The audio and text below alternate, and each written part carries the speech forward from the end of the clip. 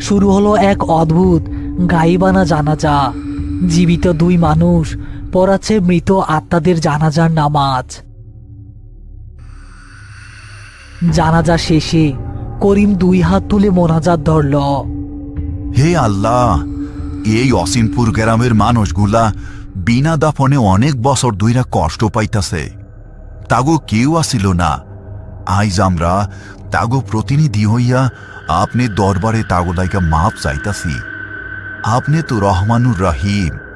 এই আত্মাগুলারে আপনি মাফ কইরা দেন, তাগো বেহেশত নসিব করেন, তাগো এই বন্দি দশা থাইকা মুক্তি দান করেন মাবুদ।